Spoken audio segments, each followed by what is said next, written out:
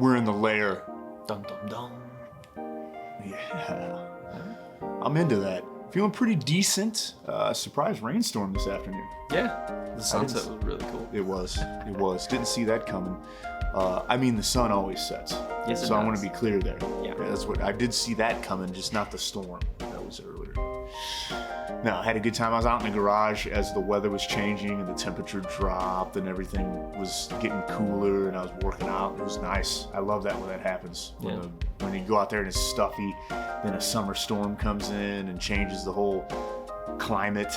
It's weird because it's always a lot like how it changing. is on the ocean. Like how storms will just pop up because it's so humid out here. It happens. It happens.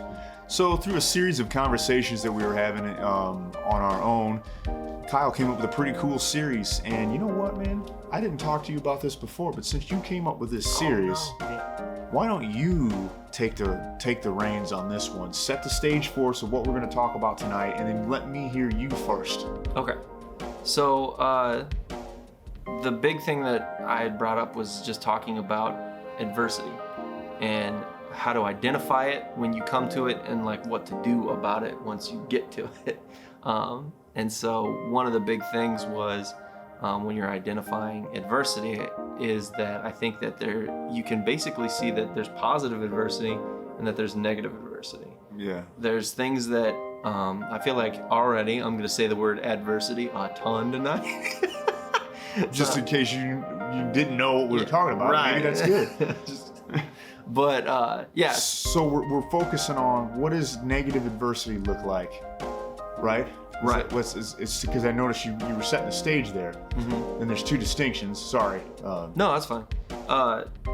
Basically, how I identified those was looking at what, like, whether it's positive or negative. You have to look at what's the goal on the other side of it. And so the goal on the other side of the adversity that you're facing, if that's something that you're chasing, that you need to push through, then that would be something that I would consider positive adversity, because it's something that is like an obstacle, a resistance, some form of like struggle or something like that you have to fight head on, or in whatever way you choose to fight it, you have to deal with it in order to achieve a goal. And that to me is what positive adversity would look like. Negative adversity would be things that drag you down for no good reason, and that can actually, I would feel like that kind of adversity can drag you away from your goal. And so that's the negative aspect of that I was looking at. And so when I was thinking about this and like negative adversity, we had talked about maybe discussing how you identify negative adversity. Mm-hmm. Yeah. So, is negative adversity, is it born from self or external? What tends to be the process there? I guess both is the logical answer. Yeah. But there's some differences there. Yeah, I would think that, so when I think about specific instances in my head, but I don't like getting too specific because I also don't want it to drive in one direction or the other. But I would think that it would be external mostly. Things that get put in your path are just in your path anyways. But negative ones that could drag you down would be like unnecessary conflict with other people. Like you're creating unnecessary. Right. Or someone creating unnecessary conflict with you, and you don't necessarily need to deal with it. So there's a really good example of the external versus internal, and almost the best way that you can present it. Because the only variable, well, not the only variable, but the most obvious variable that changes in a singular form would be whether it was that person creating unnecessary conflict or you're the one creating unnecessary conflict. Right. Yeah. So like a good example, I guess, would be like if you have a job and you want to progress in that job. You want to climb the ladder, kind of, so to speak. And you have a coworker, a boss, somebody who's not necessarily in your way of doing what you need to do, but they kind of orbit being in your way in a negative way. And the conflict with them can affect the way that you look to your superiors for promotions. It can affect the way that you look to your co-workers for promotions. Be like, okay, yeah, he's good at what he does, but he just yells at people for no reason, or like he's always bickering with this guy for no reason about stupid stuff, and it has a way of pulling you away from what your intended goal is and can get in the way of progress or what you're progressing towards. And so I feel like that's adversity, that if you have conflict with a person, and what do? If you interact with this person, is it going to make that any better or make that person any better? Or if it's not something that dealing with it is going to take you where you need to be, maybe it's not important to get bogged down with in the first place. Okay. Yeah, no, I totally understand where you're coming from on that. While you were talking, I was thinking of the not so obvious negative adversity that you can put on yourself. And one of the things that I was thinking about, by the way, I'm taking a different turn almost immediately, because I don't really feel like I have anything to add to what you just said. I think you said that well. Just want to be clear there before I go down this side street for a moment. I think everything there was fine. There's nothing needs to change. It's the perfect example of that. That's the type of person that I associate negative adversity with. It's just a person that doesn't seem to be able to disconnect what's happening to them or what they're experiencing or something from their interactions with people, and usually it manifests itself at work. It's easier to kind of justify being like that for some reason at work. Yeah. It's just so toxic. Yeah. And I don't really know a solution for it other than the person needs to handle it, right? So then in that instance, they're the ones creating their own negative adversity in their own life, which is weird, right? Because it's, in this circumstance, it's the external one, right? Yeah. That's some Twilight Zone action.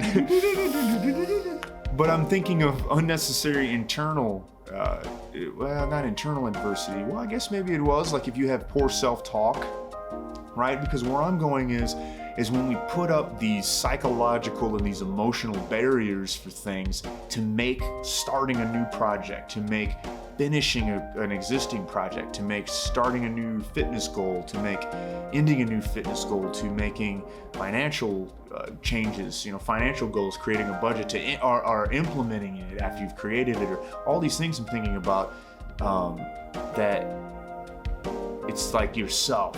You're putting these barriers. It isn't like yourself. It is yourself. You are putting these barriers in your way and creating all of this unnecessary stress born from, I don't know, like make-believe, essentially, for lack of a better term. And so I see that go on a lot too. Yeah. And what's weird is the internal unnecessary negative adversity in a lot of ways can create the external unnecessary adversity, because you're dealing with a lot of baggage. So this might be what is happening to the person you described. Might be what I'm outlining, is they're setting up all of these negative adversity pitfalls for themselves. And it's just everything's falling apart. Yeah, and to something too that I think is really interesting about what you're saying is, so like if you think about it in this way, it's like, okay, so personal obstacles can be adversity that's positive to overcome. But if it's self-imposed, that's unnecessary and it's negative. And you just need to get it away. And so that's why I think the interesting caveat of what you're saying is it's not necessarily that there aren't obstacles that are in your way that are internal that you can't fight and get better about. Yeah. But there are some that might be self-imposed out of like fear. Yes. Out of like fear of just being inadequate, or like imposter syndrome or stuff like that. Yeah. That honestly, it's not something that you need to work through so much as you just need to let it go. Yeah. Yep. Because then Or, I mean, let's face it, this isn't an uncomfortable thing to say, but we're into saying uncomfortable things around here. A lot of it could be born from ignorance and incompetence. That's true. Your lack of knowledge about something might be making this thing 10 times harder, and that's why you should do the opposite of what John does and go seek advice from somebody that's better at what they're trying to do. Instead of trying to slosh through the marsh on your own terms, when it's like, there's a road over there. It's like, man. Well, there's about to be a road here, boy. Meanwhile, you're sinking. I love it. But anyways, I feel like this is a good place. We're laughing a little bit. This is a good place to put a lid on this one. I've got a lot to say. We could keep going on this, but I want to save some oxygen for the later Chatcasts in this series, because there's going to be 4 of these bad baby boys. So, negative adversity, identifying it, internal and external. That's what just took place. Tune in next week. We're going to talk about how to handle said adversity. So, stay easy. Peace.